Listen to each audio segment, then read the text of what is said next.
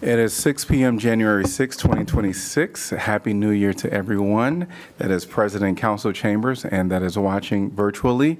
I'm going to call the City of Iowa City meeting to order. Roll call, please. Alter. Here. Burgess. Here. Harmson. Here. Mo. Here. Select. Here. T. Here. Wyland. Here. All right. Well, welcome to your City Hall.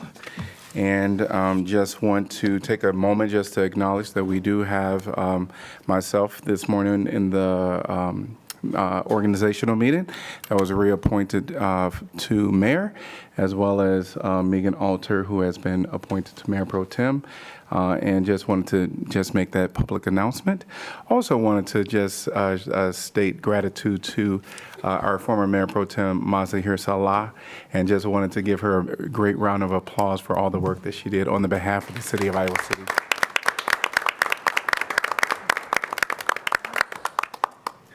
We're going to move on to item number 2, which is proclamations. Martin Luther King Jr. Day. And it states, whereas the civil rights movement of the 1960s have profoundly impacted the course of American history and continues to shape the direction and debate of our society. And whereas one of the great leaders of the 20th century movement is Dr. Martin Luther King Jr., whose dream is no less inspirational and important today than when he first expressed it over 60 years ago. And whereas even with the gains of the civil rights movement over the years, there are many goals and needs that must be pursued to continue our commitment to achieve justice in our society, including a commitment to economic justice in the face of increasing disparity between rich and poor. And whereas as we look forward to the future with optimism, inspired by Dr. King's legacy and informed by his wisdom and vision, let us rededicate ourselves to keeping his dream alive and be reminded that we are united together as one community. Now, therefore, I, Bruce Teague, Mayor of Iowa City, do hereby proclaim Monday, January 19, 2026, to be Martin Luther King Jr. Day in the City of Iowa City as Martin Luther King Jr. Day, and encourage all of us to recommit ourselves to achieving Dr. King's dream. And receiving this proclamation is Human Rights Commissioner Roger Lusala.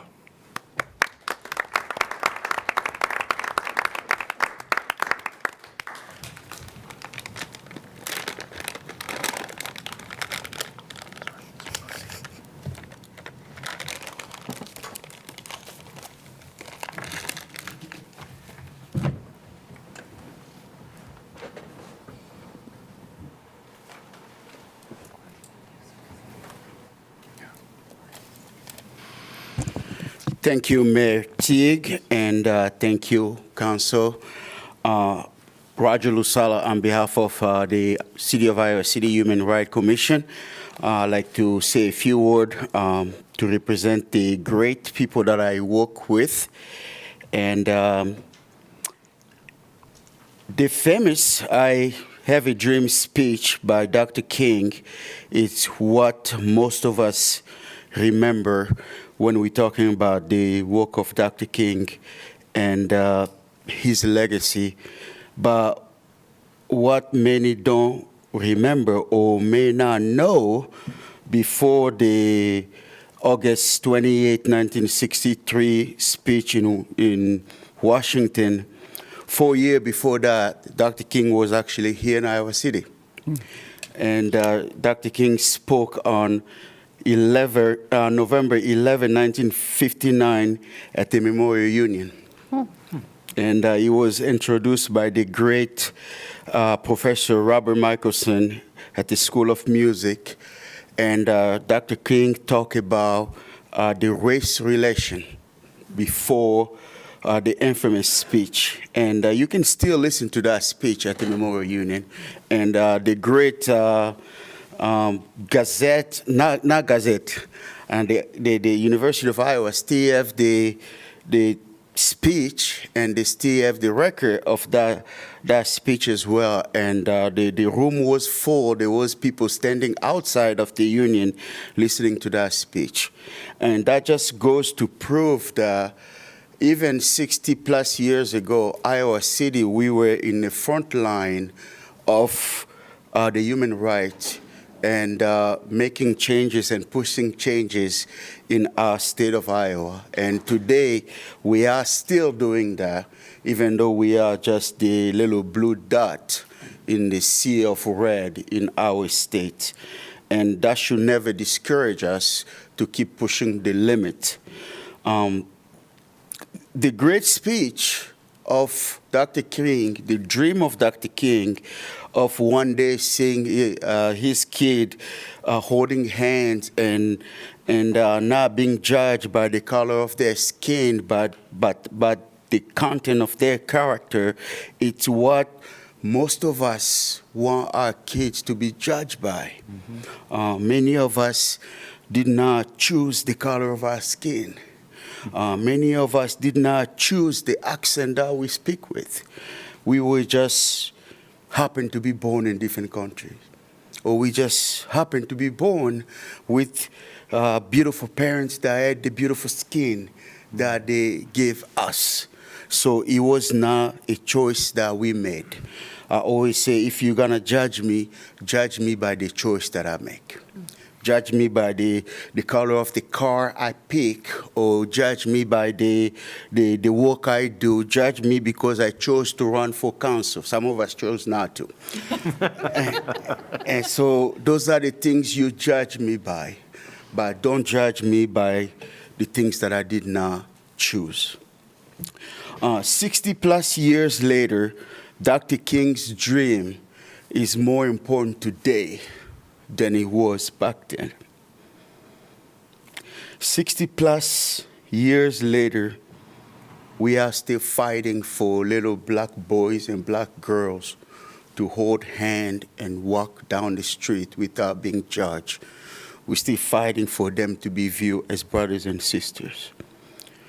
60 plus years later, we are fighting for our immigrant brothers and sisters who came here for the search of that dream.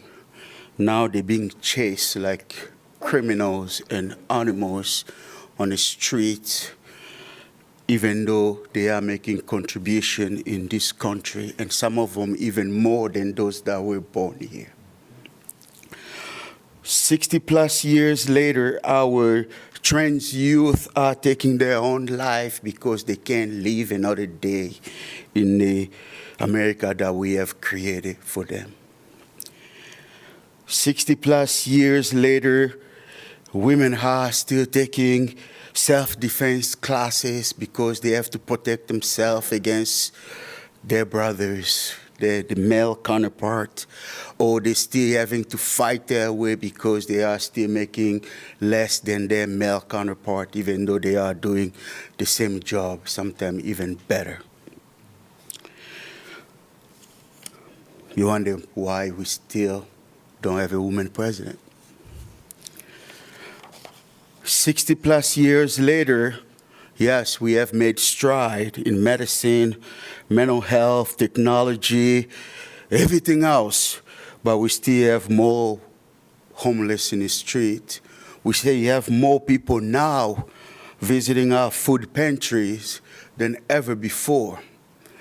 The poverty rate is still growing, and the disparity between riches and the poor are just growing and growing and growing.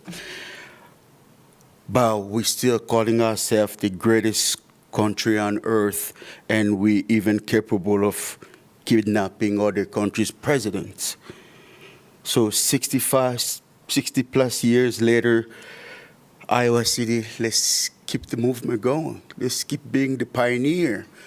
You know, we brought Dr. King's here before the world knew Dr. King.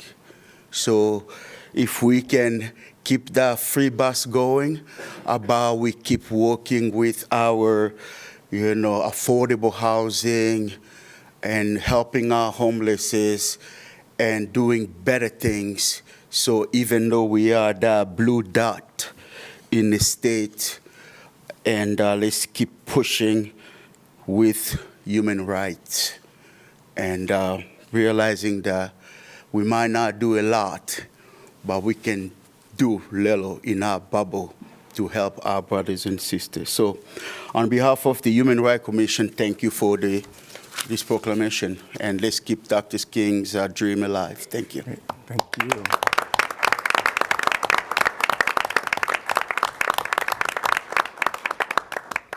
Thank you for that. We're going to move on to our consent agenda, items 3 through 8. Can I get a motion to approve, please? So moved, Harmson. Second, Mo. All right, anyone from the public like to address the topic on our consent agenda?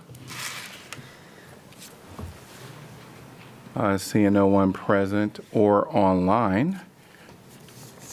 Council discussion? Roll call, please.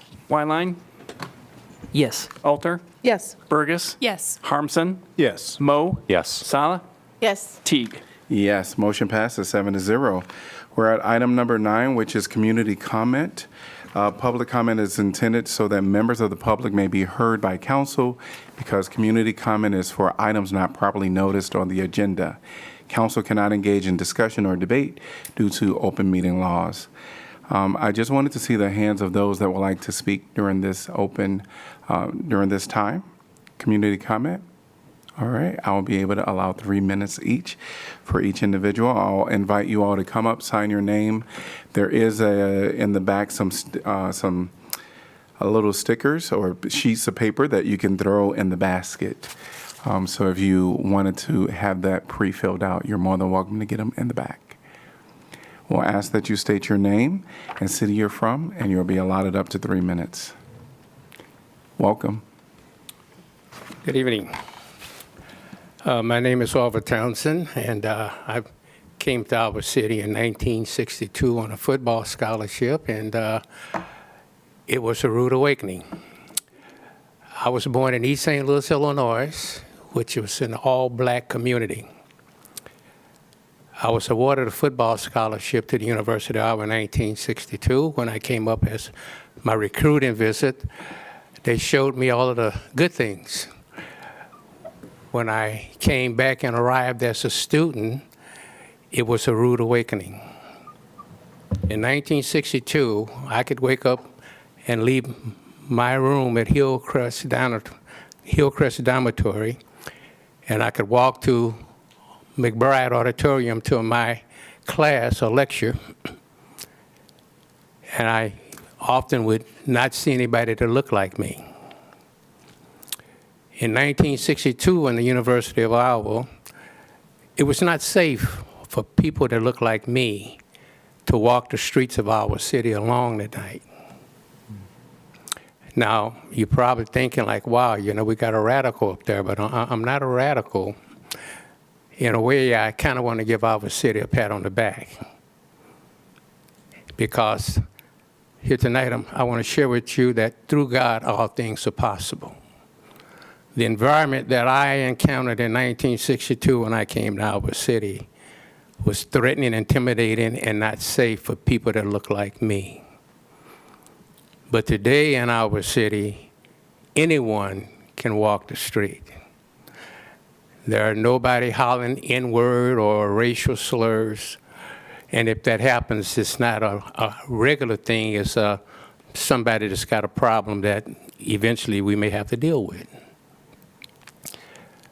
Our city has grown.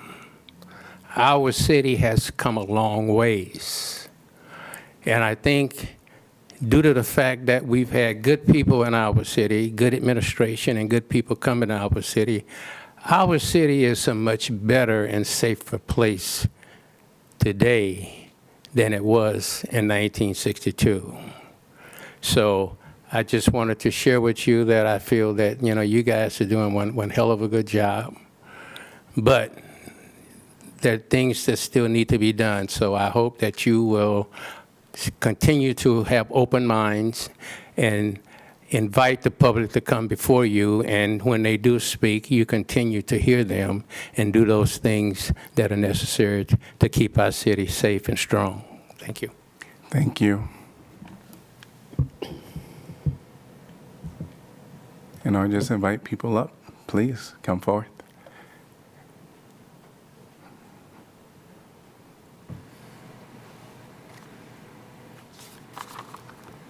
Welcome. Hi. Marie Krebs here in Iowa City. I am here to speak about the vote that happened this morning. Felt like a punch in the gut, so I'm here to speak on that. Today, a majority of you voted to strip a Black immigrant woman of her position in power. I can't think of one reason why this was a good idea. I tried to think about it. I tried to understand, and maybe I don't understand. But I'm left to assume that the white supremacist patriarchal pyramid scheme has struck again. It seems to always be striking. At a time when our immigrant relatives are under attack, their voices should be amplified, not pushed aside. For me, representation matters, Representation is very important. For me, there's pride in seeing a woman of color in power, and not just any woman of color, one that I see in the streets taking care of the people. Being a good relative from what I've seen. Us women of color often hold our communities together with duct tape and bare threads, carrying all of the weight with little or even no support. And yet we still manage to do the impossible. As a young person, it wasn't fancy social workers and professionals holding my community together. It was the Black and brown grandmothers. And I can't think of more important voices to stand in power than Black and brown matriarchs. Women of color deserve to be inspired and have hope. And in my opinion and how I felt, y'all took some of that away from me today. Just to be clear, I'm not saying people should have positions because they are women of color, just in general. I'm saying there aren't many of us as the great beneficiaries of affirmative action and DEI have gone to white women. So when we have a rare situation in which to support a woman of color who has gained the respect of community, who stands as a good relative to all of us, I think we should stand behind her. Lastly, I'd like to point out that white supremacy is an illness that infects more than just white people. I've seen the promise of money and power poison many of my skin folk. This vote, in my opinion, is not a good look, and I hope there's not enough money and power on earth that makes me throw my relatives under the bus. I truly hope that my assumptions are wrong, very wrong. I want that to be true. And that maybe there's a real reason behind this that makes sense. I can't think of any. And in my 47 years of life, I've seen a pattern. So I was very disappointed. We need women of color in positions of power. Thank you. Thank you. I know, Sakawa, you were standing up. I don't know that people can see.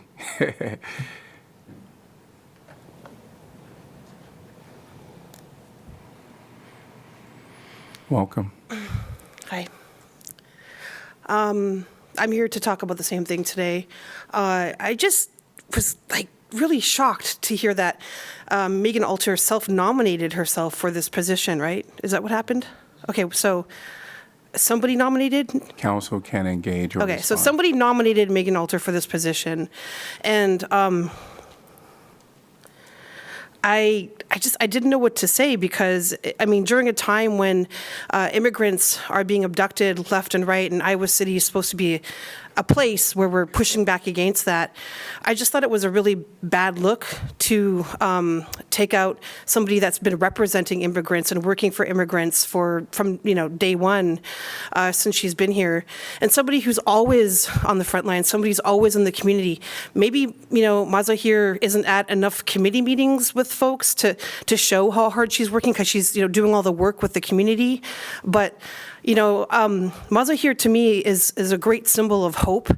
To imagine, even though it's a ceremonial position, to imagine Maza here standing next to Bruce in these, in these ceremonial positions at these events, it's a really great look, and it's something that gives us hope in a country right now that is, being overrun by MAGA and white supremacy. policy. And honestly, this little, whatever happened here, this little vote that happened this morning, it is a really small example of what's happening at the federal level right now. It makes me upset to think that this is what Iowa City is moving towards. I know that we have to protect the status, well, you have to protect the status quo and keep, them largely, the whites and the well-off comfortable, and make moves, so you get their votes. But in this particular matter, we could have kept this really great symbol for, Black and brown folks, for the immigrant community, especially at a time, when people are living in so much fear. I mean, what's next? Partnering with ICE and putting together a detention center here? I'm just saying, this just, ousting an immigrant right now just looks really bad to me, out of this position. And I just really hope that you can do better.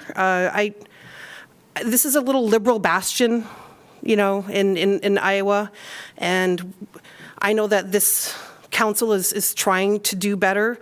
But the four of you, right? I don't know what you're doing, but please, for the sake of trans people, Black people, brown people, women, immigrants, vote better and think outside of what makes you comfortable and what makes, these wealthy and privileged circles comfortable.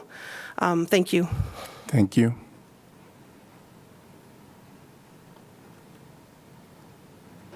Welcome. Hello. Hello. My name is Abigail Escatel. I am a resident of Iowa City. I'm also a PhD candidate that's about to graduate in June as Dr. Escatel. And I am coming to you this morning because I heard the same disturbances from community folks that actually show up on the ground to be brave in this time, right? And I've never had the privilege of actually meeting you, Mazahir, Sally, but I've heard amazing things from you about you this morning, and a lot of disturbed people. At one of the this morning, we did migrant accompaniments, this kind of afternoon. And in that space, we talked about what was happening in Iowa City and how people were disturbed that Megan Alter got the position, specifically saying something like to the effect of, I want to represent migrants. In that move, right, in representing migrants, she's actually removing a migrant who would best understand that subject position, right? And so I want to speak on behalf of the people who actually know her and who have talked about her, and I want to represent those people. And so some of the things to provide receipts for how amazing and remarkable she was as representation. She has been in several of these on-the-ground movements. So she has attended Orange Shirt Day, Solidarity for Sudan protests. She led an immigrant welcome network and hosting Voices of Resilience. She used to be a leader for the Center of Worker Justice. At least she did a lot of help with that. Police Review Board, Global Food Project. She's been organizing Sudanese events in response to genocide for years. Anytime a vote for Palestine has come up or been discussed, she's voiced full support. Center for Worker Justice, of course, is another one. She turns up for SHPEP, which is a group at the University of Iowa that professionalizes students of color or marginalized students, disadvantaged students who don't have a lot of opportunity to get on the pre-med track, right? And that's really competitive, and it's an amazing program. And Iowa Human Rights. And she's been on one or more statewide housing task forces. one of the things one of my comrades said is, I think of her is that she stands in solidarity and support of immigrants from everywhere, uplift voices and experiences across cultures. One of her first, or the first, she is one of the first, or actually the first, Sudanese American to hold this office in this country. And for all these reasons, I'm disappointed for you not to protect that role that she plays. Thank you.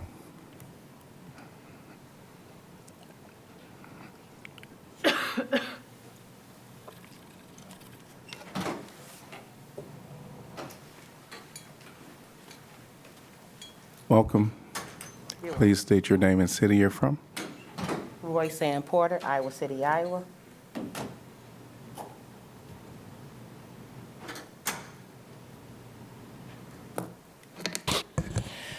I also want to speak from personal experience. I too lost my seat as the first African American woman elected to a county seat. I know what it is. I know what it feels like when history is made and then seemingly set aside. I know what it feels like when your service, your sacrifice, and your leadership are acknowledged one moment and removed the next. That loss is not just political, it is personal, and it ripples through the community that you represent. What I learned through that experience is this: when trailblazers lose positions of leadership, it does not just affect one person, it affects trust, it affects belief, it affects whether the next generation thinks it is worth stepping forward at all. That is why moments like today matter, not because leadership changes are illegal or improper, but because they sit within a much larger historical context, one where Black leadership, especially Black women leadership, is often harder to gain than easier to lose.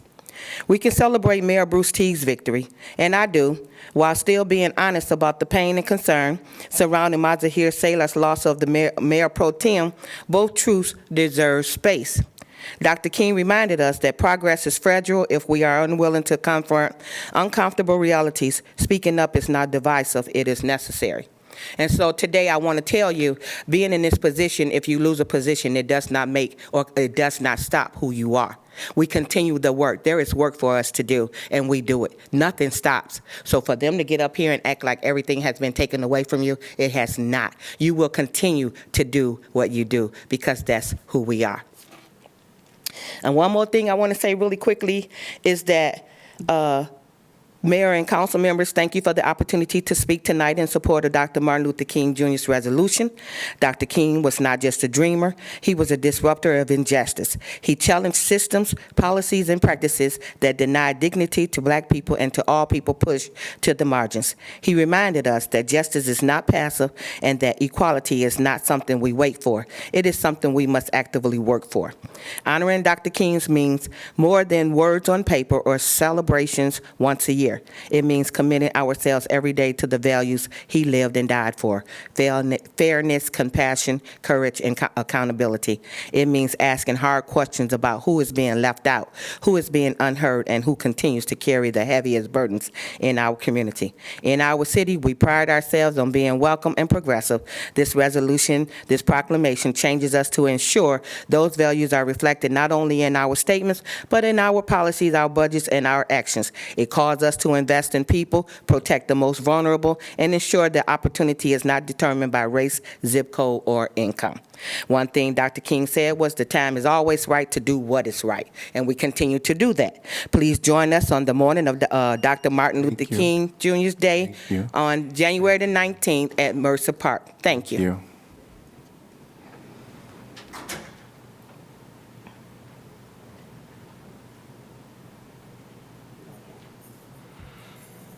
Good evening. Good evening. Please state your name and city you're from.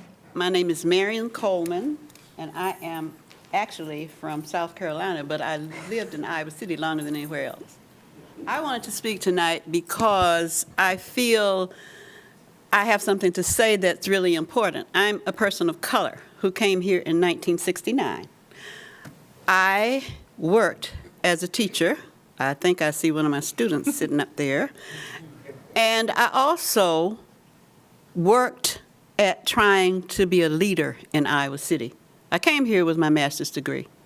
Then I was told that I needed to go back to the university and get a degree in leadership. I did that. After I did that, still couldn't get a leadership job. Okay, but I didn't stop trying because in myself, I knew who I was and what I had to offer. I came from South Carolina. I went to segregated schools. Didn't know there would ever be an opportunity for me to work in a place like Iowa City, to live in a place like Iowa City, to raise my kids in a place like Iowa City. My kids are professionals. They work in all kinds of positions. I am proud of what they were able to do, but they were mostly born and lived here. I went to a segregated college. I went to a segregated graduate school. I came to Iowa because my husband got a Ford Fellowship, God knows how, to get his PhD. And so I had to come. But I was also working at the University of Georgia afterwards in a segregated school. So when I came to Iowa City, it was like, whoa, you know, what has he done to me? So I'm just saying that my whole reason for being here is that I tried to get a leadership position in Iowa City 4 times. And I was doing my job. And if anybody knows me, I was doing my job in the community. I was doing my job anywhere I could fit in. And trying to fit in as a minority is tough. But after 3 tries, I became the equity director for Iowa City Community School District. And I stayed there for 30 years. Iowa City is still a hard place to be in. Iowa City, you have to work, you have to look forward, you have to have faith in God. But what I want to say is just because it didn't happen the first time doesn't mean that it won't happen. If you have the stick-to-itiveness and the perseverance to keep trying and doing and showing, you have people who know what you did. I have people who knew and know what I did. But to this day, I will tell you, it's difficult to know that after 30 years in the Iowa City School District, I am the only African-American administrator to retire from here.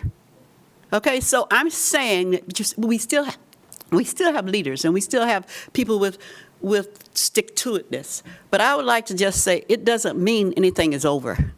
Just because somebody else says it doesn't mean it. Thank So you. stay in there, fight. Thank you.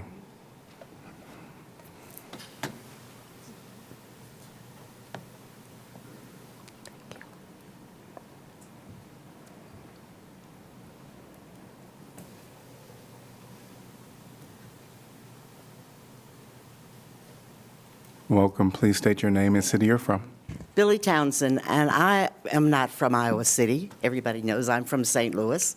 And again, like everyone else said, this was the biggest shock of my life when I moved here. But I found out it was a place that my 7-year-old, who's now 44, could grow and really become a man. The thing that I found out from Iowa City is, yeah, black women, it's hard to get up and really make a difference when you want to. At the University of Iowa, I was there for almost 30 years, mostly support staff, got my master's from the University of Iowa, applied for 10 jobs as PNS, professional and scientific. Never got it till my last 4 years when I was 70, about to retire. And so my last 4 years, I was a director of a program, which was amazing. But I was kept down, but I kept going. Every Martin Luther King program from the time I started, I put on. It's amazing how much you can do as long as you don't get the credit for it. And that's kind of where we are. And I think what we do and what you all do is you're doing amazing things, even though you don't always get the credit for it. And even though you're not always given what you think you deserve. But we have to do it. It's for our children. I'm 80. So for my 44-year-old and my grandchildren, I want Iowa City to be safe. I want it to be comfortable. I want it to be led by people who have not only the concern of the rich, but the concern of the poor. And my thing, as you all know, is affordable housing. When I drive around and see people living on the streets in the winter, it hurts my heart. Mm-hmm. And there's nothing we can do about it individually. But as all of us together, if we do the right thing, we can make it work. So we don't have to get the credit, we just have to do the work. Thank you. Thank you. All right, okay. Yep. And this will be our final speaker, because I don't think I saw any other hands raised during this time. Welcome. Thank you. Nicole Yeager, Iowa City. There's a lot I'd like to say today, but I'll keep it to 3 minutes. This summer, I'm here also to speak to that I believe that Mazahir should be mayor pro tem. I was really surprised this morning. I'm not sure who nominated or why they thought that was a good idea, but statewide, this is embarrassing. I come from small town rural Iowa. I have heard from my small town rural Iowa. I'm sorry. Sorry. People really, Mazahir's leadership meant something not just to Iowa City. And this summer, I got to see just how much she means to our community.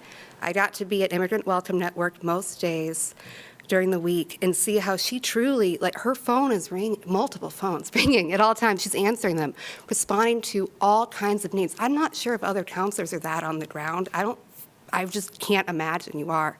And as I was there this summer, ICE was ramping up, and the fear was there. And earlier today, Mazahir said, it's not just about the symbolism, it's about how grounding it is to have her in that position. And I saw that, because we were talking about it constantly. Is ICE going to come here? Where are they going next? And ultimately, some of the folks we'd be talking with would be like, but you know what? We have her there, and that means something. People felt safer, they felt more protected, and they knew that their voices were being heard and relayed. And that doesn't just go for the immigrant community. Mazahir is so intersectional. She's the only council member I saw when the Johnson County supervisors were voting for the Equal Protections Resolution for trans folks. The only one, which I know folks are busy, but that said, her being there so mattered. I've done some labor organizing, and when I look at this council, all of you are wonderful, of course, but when I think of who's really fought the hardest for workers, it is Mazahir, absolutely. That means so much for so many of us. And so to see you all, I'm concerned about the future of this next year or so on council with all of you. Is this a sign of how you're going to vote? We need people to be able to be fed and housed. Mazahir is seeing this day in, day out in the work that she does. And I honestly call for some transparency. How is this decision made? Who nominated? Why? And also, Megan, I ask that you maybe tender your resignation and step down. I know you care about Iowa City, but you can be there voting. You don't have to be in this role. I've gone to rallies, seen Mazahir stand there with that title, and it's really meant something. And I know that you being there matters too, but right now, as ICE is circling, it matters perhaps a lot more for Mazahir to be there. Thank you. Thank you. Thank you. Thanks to everyone that came during this time to speak.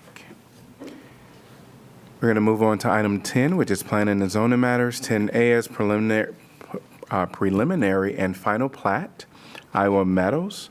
Resolution approving the preliminary and final plat of Iowa Meadows subdivision, Iowa City, Iowa. Can I get a motion to approve, please?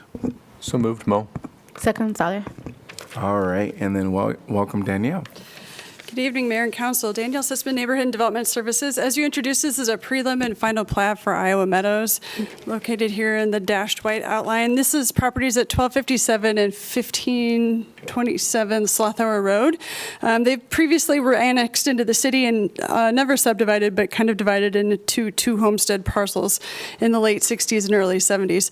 The current owners are requesting approval of the combined prelim and final plat tonight to create an 18.2 acre subdivision where those two existing homes would be on two lots, and there would be three other outlots created. And the proposed subdivision would allow for the sale of the land that does not have the homes on them. This is the actual plat diagram submitted with the application. As I said, it's never been subdivided before. They're not actually proposing any development at this time. It's largely agricultural where it's not already occupied by homes. The future land use map and the district plan both indicate either low-density residential development or future urban development in this area. However, there is no city sewer service at this time, and one or more lift stations would need to be constructed before future development could occur. Given that the proposed subdivision is to just simply create lots for the existing single-family homes and will not result in any additional development, the proposed subdivision is consistent with the comprehensive plan at this time. As far as subdivision standards go, the proposed subdivision meets the required subdivision standards. It does have access to a roadway that's unimproved, and as I said, any additional development in the area would require additional improvements to be made to bring it to urban standards at that time. As I said, it's not intended to result in that at this time. So here we are at the prelim and final plat. There is a subdividers agreement as part of this. It outlines all of those conditions, and staff does recommend adoption of this resolution. And at their December 3rd, 2025 meeting, by a vote of 7-0, the Planning and Zoning Commission concurred with staff's recommendation. I'm happy to answer questions.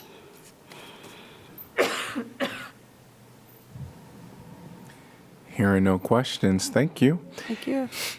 Anyone from the public like to address this topic? If you're online, please raise your virtual hand. I don't see anyone online right now. Seeing no one in person. Council discussion. Roll call, please. Alter. Yes. Burgess. Yes. Harmson. Yes. Moe. Yes. Sala. Yes. Teague. Yes. Wyline. Yes. Motion passes 7-0. 10B, rezoning west of Ava Circle and south of Kennedy Parkway. Ordinance rezoning approximately 13.60 acres of property from interim development research park to medium-density single-family residential for 4.75 acres and rural residential for 8.85 acres for property located at west of Ava Circle and south of Kennedy Parkway. This is the second consideration, and staff is requesting expedited action. I move that the rule requiring that ordinances must be considered and voted on for final passage at 2 meetings prior to the meeting at which is to be finally passed be suspended, that the second consideration and vote be waived, and that the ordinance be voted on for final passage at this time. Moved by Moe, Second. seconded by Alter. Anyone from the public like to address this topic? Yes, welcome. Gina Landau from Navigate Homes. I'm actually the applicant, my company is, and I know that this is a rezoning, but there's always questions about what the plan is, and the plan is 19 single-family homes. We're real close to the interstate, so they'll be slightly smaller than the area that's adjacent to it, but comparable, and so that's basically what is driving this rezoning request. Cool. Thank you. Thank you. I don't know if there's anything else from the council on that. Anyone from the public like to address this topic that was a part of the development team? Seeing no one, council discussion. Build those homes.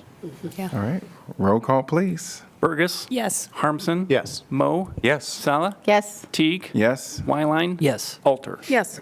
motion passes 7-0. Could I get a motion to pass and adopt? So moved. Moe. Second. Roll call, please. Harmson. Yes. Moe. Yes. Sala. Yes. Teague. Yes, Wyline. Yes. Alter. Yes. Burgess. Yes. motion passes 7-0. Item number 11 is our regular formal agenda, 11A, 2026 Parking Garages Maintenance and Repair Project. This is a resolution approving project manual and estimate of cost for the construction of the 2026 Parking Garages Maintenance and Repair Project.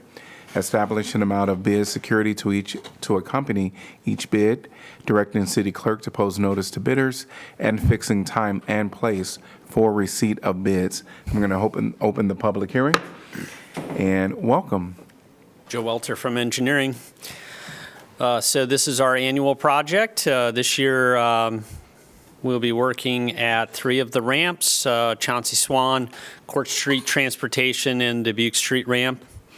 You can see a lot of list of different things that we're going to be doing. I tried to highlight the ones that were kind of the bigger items. So Chauncey Swan, we're going to be doing $230,000 of new membrane. At Court Street, we're going to do penetrating sealer through the full ramp. That's going to be $220,000. Dubuque Street, We have recoating of some membrane, $180,000 for that, and also at Dubuque Street, new membrane, $360,000. So that's almost $1 million worth of work between those items. We are going to try a new heavy-duty membrane on the turning radiuses in the Dubuque Street. It's a new product that we haven't used before, but the university has used and had some really good success with it. So we're pretty excited to try that on this project. You'll notice construction costs $1.25 million. Normally, our projects in the last couple of years have been $200,000, $300,000, $400,000. So this is a substantially bigger project. We're addressing a lot of needs that we've had for quite some time. And that has been something that parking has been asking for some more funding, and we've gotten that more funding, and so we're finally getting to that point of getting these bigger projects done, and hopefully going to catch up with a lot of the maintenance that we haven't gotten to on the ramps. Got a bid opening at the end of the month, award in February. Construction, we're starting a little bit earlier than normal. Normally, we wait till middle of May, but with the extra work that we have in this contract, we want to start a couple months early.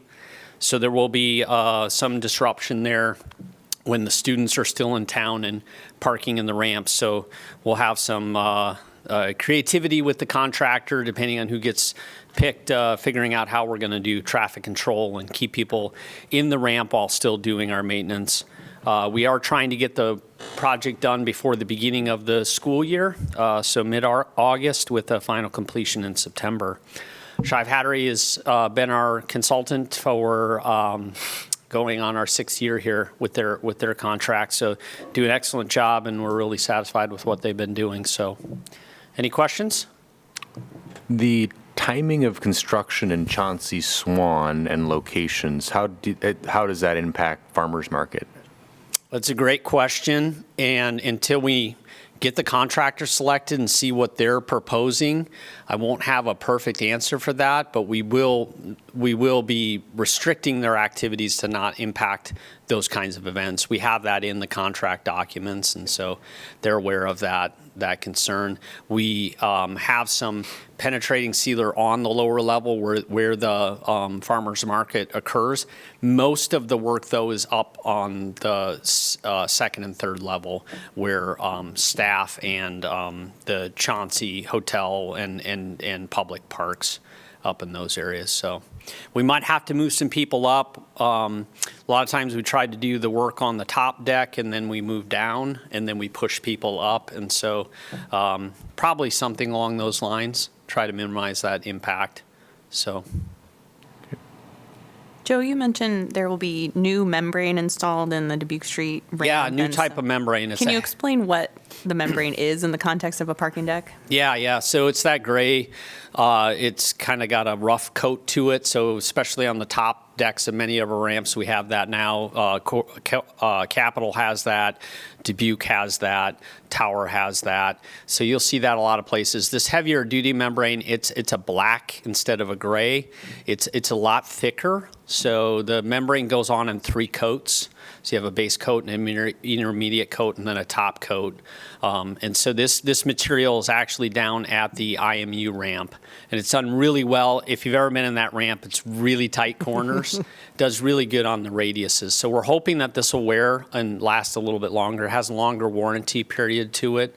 And so our designer was thinking that it was time for us to try something like this. The extra price point is only a little bit, but the warranty period is almost twice as long on the product. So we're hoping that this will make it so that we don't have to go back and redo that membrane quite as often, especially on those turning areas where the most traffic wear occurs. Thank you. And that membrane has a grip to it, which is good. It also, does it protect the concrete from especially salts and water getting into the concrete? Is that its purpose? Yeah, so the penetrating sealer, like I talking about, that we're going to do on the lower level of Chauncey and then in Court Street Transportation Center, that's the first line of defense that we do. So when a ramp's still relatively new and we haven't had much salt intrusion into the ramp, we put that penetrating sealer on. That only lasts a couple of years. once you get to putting the membrane on, that's what you're fixed with. You can't ever kind of go back to a lesser thing. You're always going to be coating and recoating that with membrane, but it does keep the moisture out of the joints, and it keeps the moisture out of the slab. With that moisture in the wintertime comes chlorides, because we use salt to get rid of ice and snow. And so once that gets down in the slab and then starts eating away at the metal, the rebar, the reinforcing, so that's what we're trying to do, is keep that intrusion out of the deck, the slab. And make the parking garages last forever. I won't guarantee that, but we're staving off something major by doing these repairs, and especially the level that we're doing this year is really going to help us start catching up. Okay. So if we can put some of these bigger projects together several years in a row, we'll really catch up on a lot of the maintenance that we need to do. Is anything in these repairs related to some of the doors that go into anything like that? We have a separate project this year to start working on doors. We're starting at the tower ramp. That's not a formal project, so it's not coming before council because of the dollar amount. But we are starting on those projects. It's a different CIP number, different CIP fund. We started with tower because of some of the needs there, and then we're going to start going into some of the other ramps with that. So it's going to be like we've done with other maintenance things, starts in one ramp, and then we're going to start working our way around to different ones. Yeah. I asked because the downtown ambassadors mentioned to me when I met with them a couple times about some need specifically in towers, so that's good to hear. Yeah, tower is going to get that this year. We did some repairs on Dubuque Street 2 years ago on some of the doors in Dubuque Street. So, and we're going to be working on some stair wells in Capitol Street here in the near future, and we'll probably address the door concerns there at that time. So. Well, sound like no more questions about membranes and all that stuff, so thank you. Thank you. We will move on to public comment. Is there anyone from the public that would like to address this topic? Seeing no one, come forth. I'm going to close the public hearing. Could I get a motion to approve, please? So moved. Mo? Second, Burgess. All right, council discussion. Just throw down the membranes. All right. Yeah. Roll call, please. Mo? Yes. Sala? Yes. Teague? Yes. Wyline? Yes. Alter? Yes. Burgess? Yes. Harmson? Yes. Motion passes 7-0. 11B, Collector Well Number 1, Structural Electrical Upgrades and Well Reconstruction Project. Resolution approving project manual and estimate of cost for the construction of the Collector Well Number 1, Structural Electrical Upgrades and Well Reconstruction Project. Establishing amount of bid security to accompany each bid, directing city clerk to post notice to bidders, and fixing time and place for receipt of bids. I'm going to open the public hearing, and welcome. Hi, John with Iowa City Water. So this is a collector well. We have 5 of these. I found a nice photo from the flood of 2008 of collector well 1. I brought it up because this is a nice show of what it is, why it's important, and it's not the first time we've put money into this well, because after that flood we had to raise all that electrical that you can kind of see peeking above the sandbag mounds there. So collector well 1 is the farthest north point there with the arrow on it. Then you can see the water plant to the south. For this project, there's 2 bid packages. The first bid package is what we're talking about today. The second bid package is to divert our lagoon solids effluent water over to the collector well 1. That way we can reuse it in our treatment process. After it goes through the lime solid settling process, it's basically clarified water, and it would be nice to just reuse it instead of put it back in the river.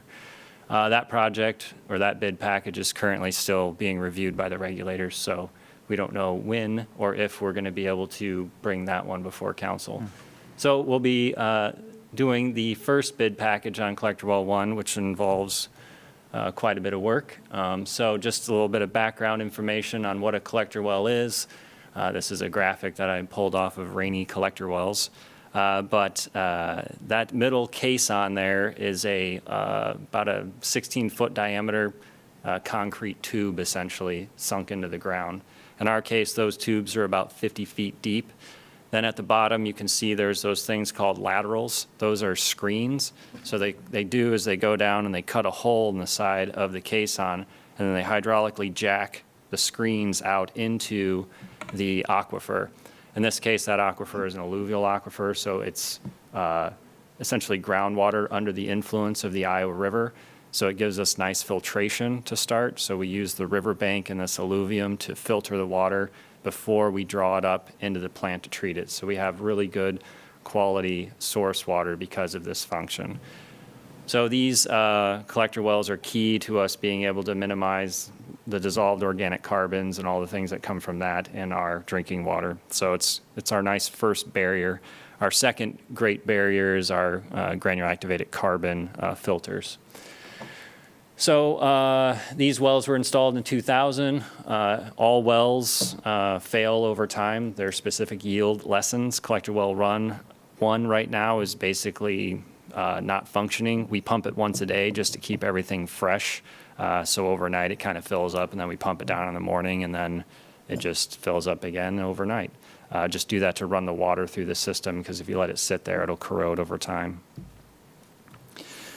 So the scope is quite extensive. We got to modify the well house when they were installed. It didn't give all the access hatches needed for today's best practices. We need to abandon one of the laterals that seemed to kind of swivel out of the way and up into the river, so it's not so much doing what it needs to do, it floated.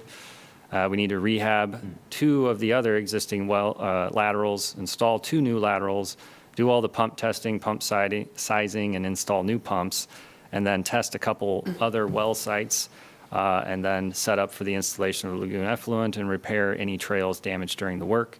And there will be some intermittent impacts on pedestrian traffic in that area during the project. So as far as the scope, this image here just shows the roof plan. So in the center there's quite a large rectangle. Well, that's just a big hole they're going to cut in it and put a hatch over the top. That gives us access to both of the wells, as well as the middle hatch, which they use as sort of a ad hoc elevator to bring people up and down out of the well while they're working. So that was the big feature that we need in order to conform with best practices for confined space and retrieval methods. This is showing the laterals. They're the dashed lines radiating out from the caisson. So one with the X's off to kind of the north and east there is the one that's to be abandoned. Then there's 2 that are going to be essentially jetted. So they just put a high pressure water jet down there and drag out any of the sand and debris that's collected in and over the years. And then they'll push out 2 new 12-inch laterals. Hopefully this will increase the production and extend the life of this well.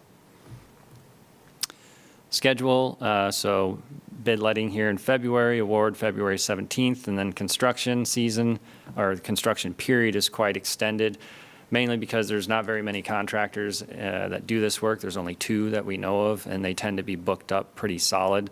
So we need to give a bit of a window there so we can get on their schedule for this work. It's likely that we'll have a general contractor, and those contractors that do the actual lateral work will be a subcontractor to that. Estimated cost is $3.5 million, and Aline and I have been working on this project. Any questions? So the original lateral wells had filled or failed, or one of each? Is the idea that these things are not forever infrastructure? They need to be constantly replaced, or? Correct. Yeah. There's with any well, whether it be oil, gas, water, they wear out over time and they lose their capacity, so you have to rehabilitate them. In this case, when the wells were originally installed, it was kind of a new technology in the U.S., and the installer for one of those laterals didn't do what they needed to do, and it kind of wiggle-waggled itself up out of the alluvium. So we knew over time that that was happening, and we had to close that one off. The other 2 then slowly fouled with bacteria over time. So all those screens have, essentially small pores, and they occlude over time. And so you have to send divers down there to inspect them. And then once you figure out what's going on, then you have to pick the right rehabilitation method to bring them back. You never quite know what you're going to get with a well. So in this case, we'll get those 2 laterals rehabbed, we'll push the other 2 out, and we're shooting for getting ourselves back to where it was when it was originally installed and turned as production. And is the expectation, though, that every 20, 30 years, Yes. a major project needs to be done that's just the way the system works? Yes, Okay. and this is 1 of 5. So we did collector wells 3 and 4, just rehab them. We found that the screens were kind of oversized, so we were pulling a lot of sand in. But eventually, those wells are going to need work as well to put more capacity laterals in there. But then you have to play the hydrogeologics with it because, you know, you can't just take more water out of one and not impact the other. So you have to look at the cones of depression and whatnot. And there's a pretty good group, the Iowa Geologic Survey at the IHR, that helps us out quite a bit when we do the hydrogeologics. So this project has been in the works for, you know, like 5 years. We've been studying the wells, the hydrogeographic profiles in the area, what makes sense as far as the investment, contemplating, are we having a sunk cost fallacy here? Should we do something else?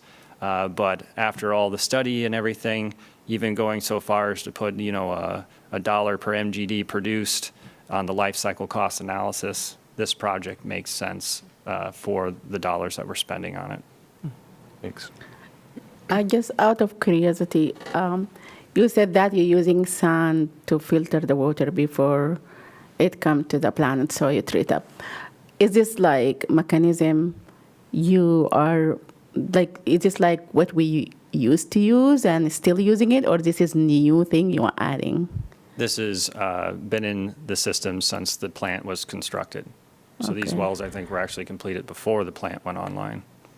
Yeah, and also I'm curious to know, like, how deep is the will go down, like, of the river where you get this sand around it?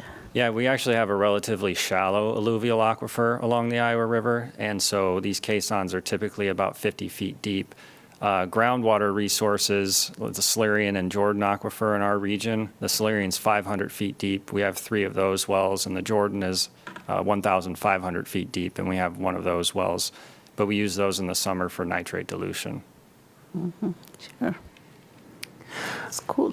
Yeah, I was curious if there's, because y'all would know, out of curiosity, if there's any, because this is something like what Councilor Moe was saying, it's just going to need to be replaced every 20 to 30 years, and there's 5 of them. Is there any cool on the horizon technology that you're excited about that maybe we could look forward to? There's interesting technologies, but they all have a price tag, and none of them are applicable to our wells. Okay. And just to clarify, we're not replacing the wells, we're just rehabilitating the existing wells. Yeah. We are doing 2 test wells during this project, but we anticipate that we wouldn't look to put in new horizontal collector wells. We would probably stick with vertical wells because they're less capital intensive and easier to maintain over time. So for instance, like Cedar Rapids does about a 60 MGD per day, which is 10 times the amount of water we produce. And their well field along the Cedar River to the north, I think, has a handful of collector wells and then periodically spaced vertical wells so that the cones of depression aren't influencing each other. So if you ever drive along, I forget the name of the road, but close to the Cedar River, you'll see wells, you know, very tall wells because they get them up out of the floodplain with all electronics just along the way, spaced out. So that's kind of a similar setup as that we would probably explore going forward with any new wells, is sticking with vertical wells because they're overall less expensive to maintain. Okay. And this is all enterprise fund. Correct.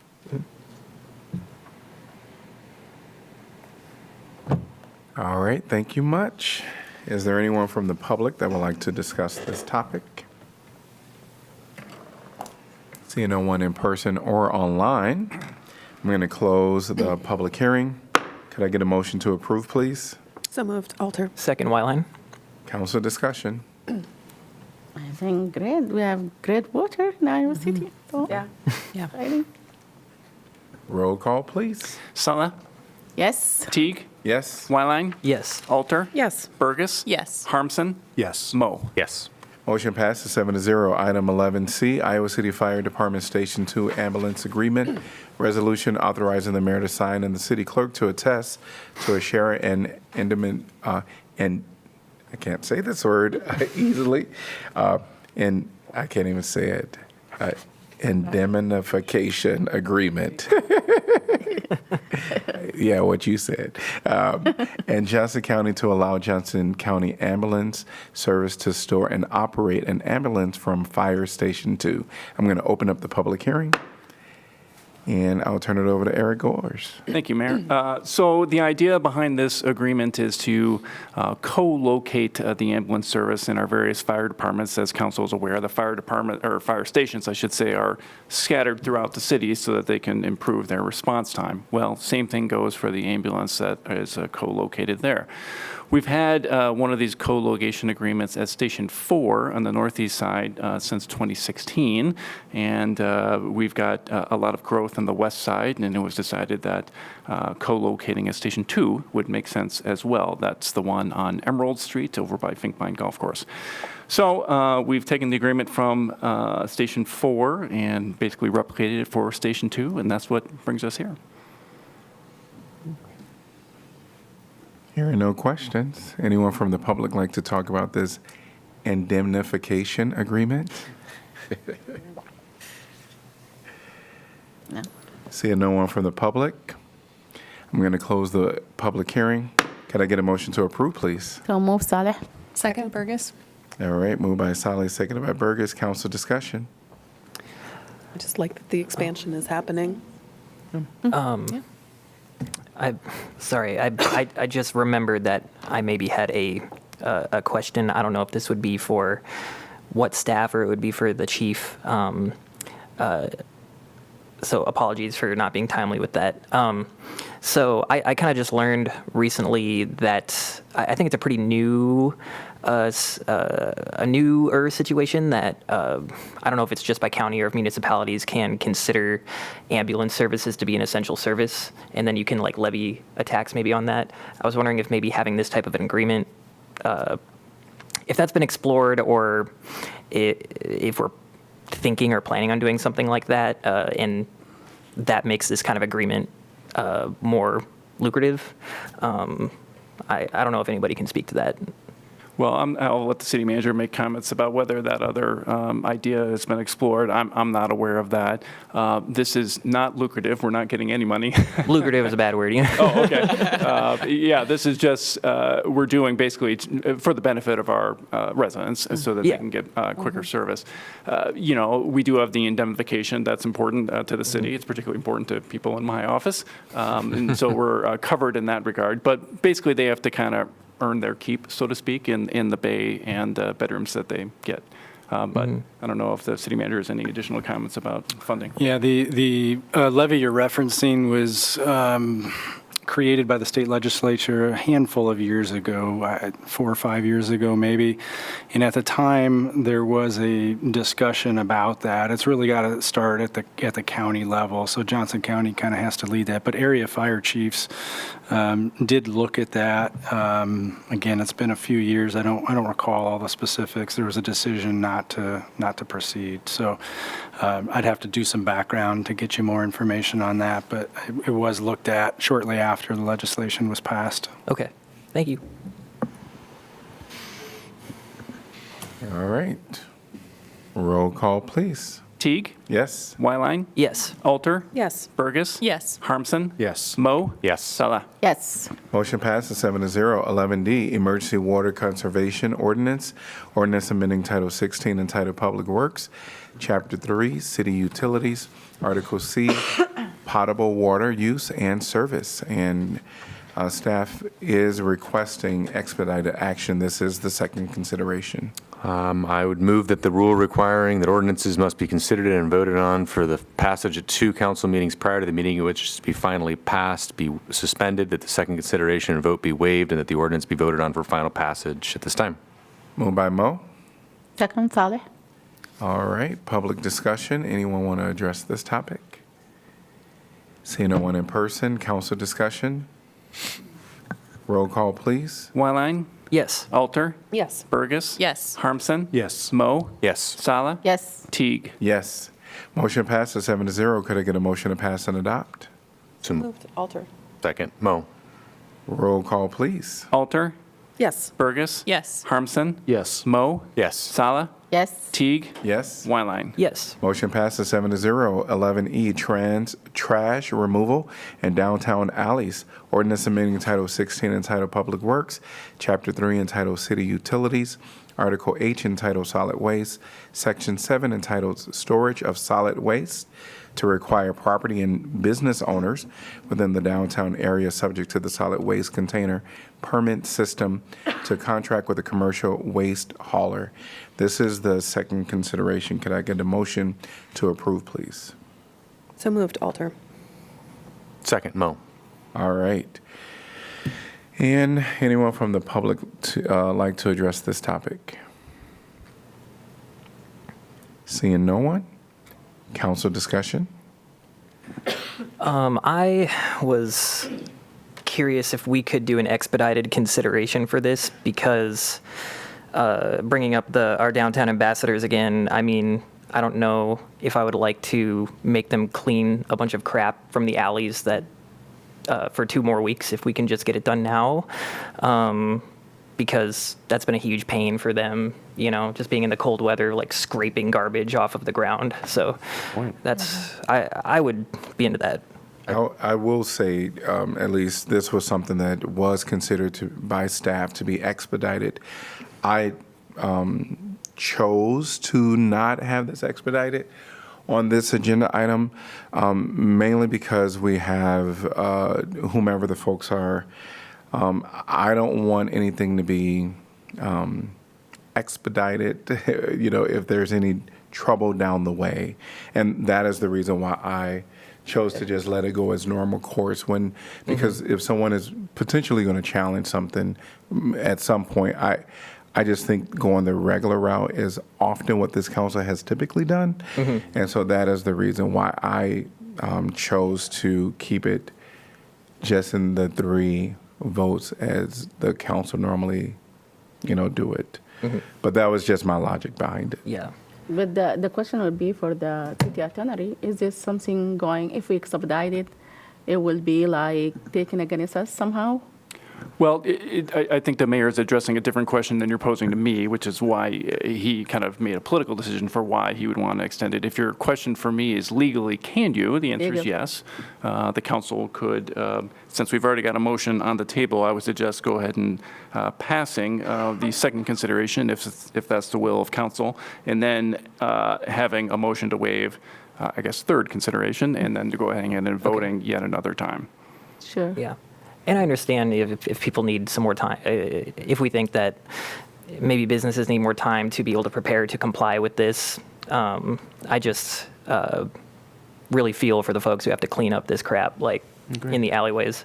You know, their jobs are already hard. But also, my question will be like, even if we expedite it and approve it today, is this going to be affected tomorrow, or it have like? It would be effective upon publication. Okay. Which would be a few days. City clerk may have some more specificity to that, but it would be several days away at least. Sure. Typically the second Thursday following the meeting. The second Next follow, week. okay, Next sure. Thursday. But this issue is not the first time that impacted or affected businesses are learning of this. Well, this is the second reading.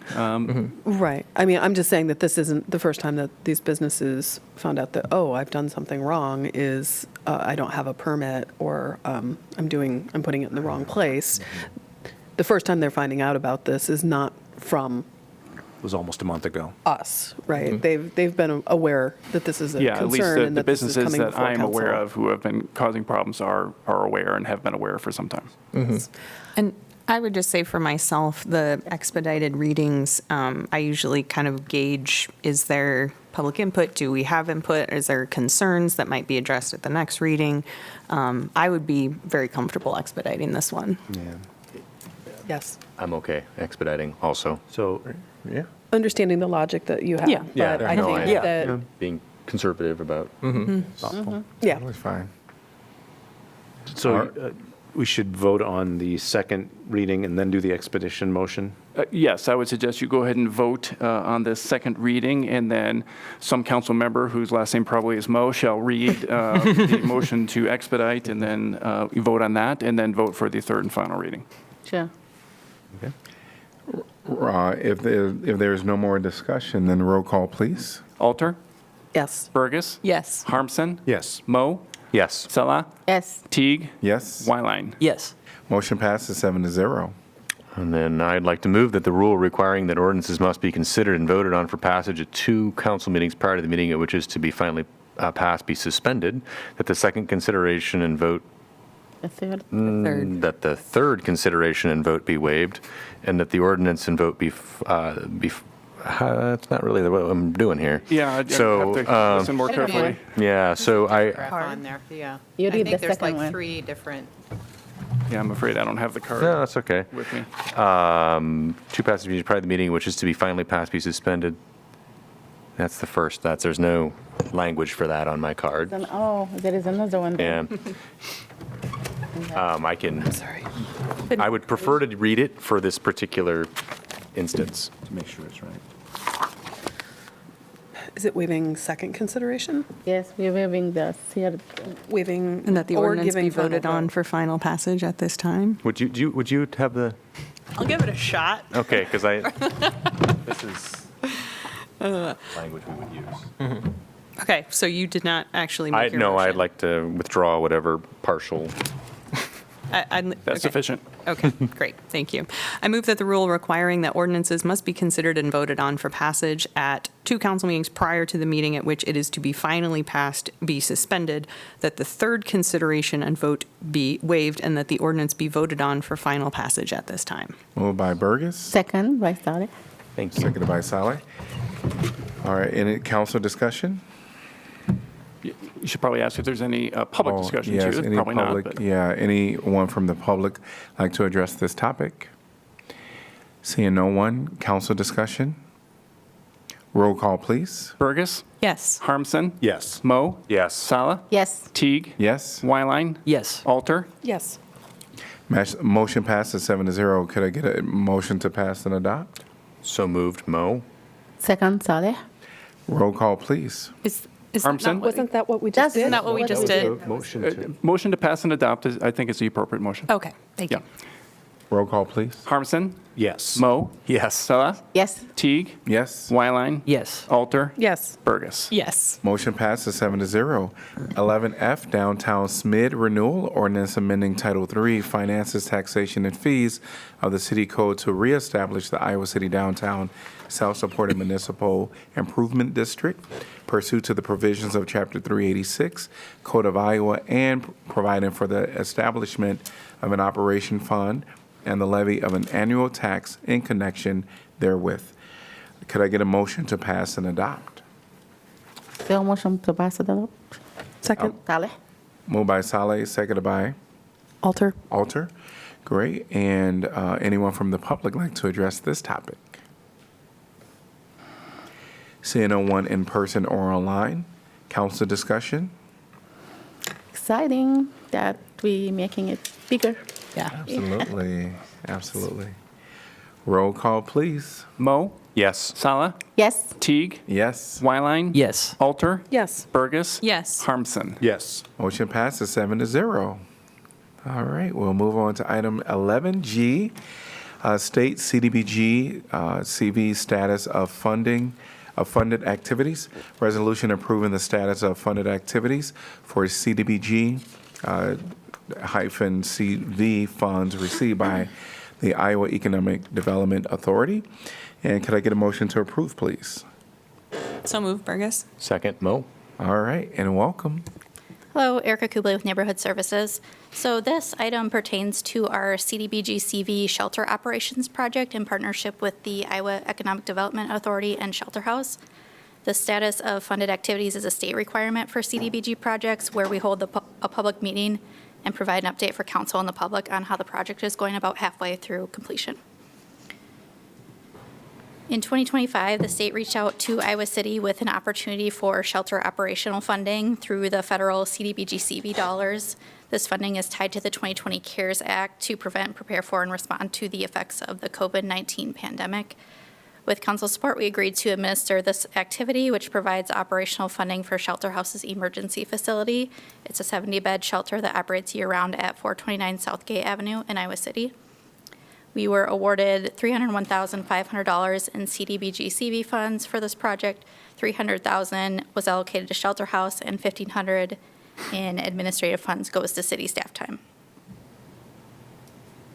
So Shelter House has expended $181,848 on shelter operations to date, and the city has expended its eligible admin dollars. Accomplishments include provision of emergency shelter to individuals experiencing homelessness, which they're doing ongoing. And since starting the project, we've had one quarterly report that we've received for July through September. This report reflects 165 individuals served, of which 94% are extremely low income and 6% are very low income. So the next quarterly report for October through December will be due in January. Work remaining is to continue shelter operations through May 2026 and expend the remaining available funds. Shelter House is projected to assist 400 individuals under 30% AMI by May 2026. So we are ahead of schedule to meet both the expenditure deadline and the beneficiary numbers by May. And at this time, we don't anticipate any changes to incorporate for this project. And I'm happy to answer any questions you have. Thank you. Since this is under the CARES Act, is this a one-time CDBG-CV Yeah, grant? this is a supplemental. I think they must have had extra funds at the end of all of their allocations, so they created this activity. So this is expected to be one time. And with the work that they've been doing and the work remaining, is any of this apart from their core activities? Or is this just to help them, with ongoing funding for their operations? I think it's intended just to be ongoing operational funding, so it's basically paying for staffing costs. Okay. Thank you. All right, hearing no more questions, thank you. Anyone from the public like to address this topic? Seeing no one, council discussion? Thank you. Roll call, please. Sala? Yes. Teague? Yes. Wyline? Yes. Alter? Yes. Burgess? Yes. Harmson? Yes. Moe? Yes. Motion passes 7-0. Item 11H, Iowa City 2026 State Legislative Priorities, Resolution establishing the City of Iowa City's 2026 State Legislative Priorities. Could I get a motion to approve, please? So moved, Moe. Second, Harmson. All right, and we'll just ask Kirk to come on back up. This will be a little quicker than my previous presentation. Kirk Lehman, Assistant City Manager.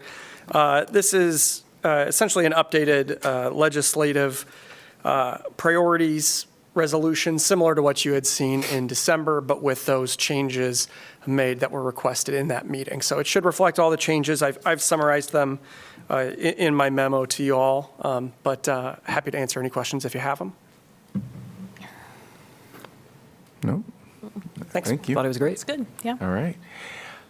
Anyone from the public like to address this topic? Seeing no one, council discussion.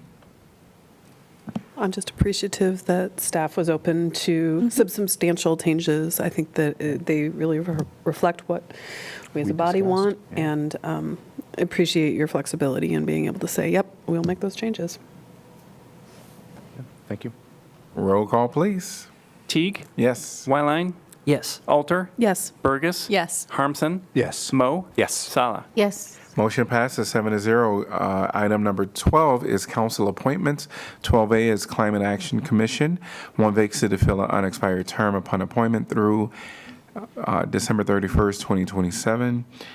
And we'll enter into council discussions. There were 4 applicants, and wanted to see who people are thinking they want to appoint. I would like to discuss Alexandra Buchanan. So I've known Alex for years. She's works in this world professionally. Like, she knows the built environment and sustainability things very well. It's also, she's one of those people you'll see riding her station wagon bike with 3 kids in tow around town. So I think she'd be an amazing fit for this commission. Sure. I would agree. She I is my agree. top person. I did want to give, actually, because, we just read them in order. And I loved that Alyssa Bedford was like, I don't know a lot, but I'm really eager to learn. And I love that kind of enthusiasm and people applying for this. And I hope that her name will still be on the list, and that she considers other commissions, because I love the idea of bringing in more people, but I think that we cannot pass on the experience and expertise of Alexandra. So Yeah, I agree with Alexander. I will say there was another one just like Alyssa that, Yes. didn't have experience and, that willingness just from a lay person to jump on a commission.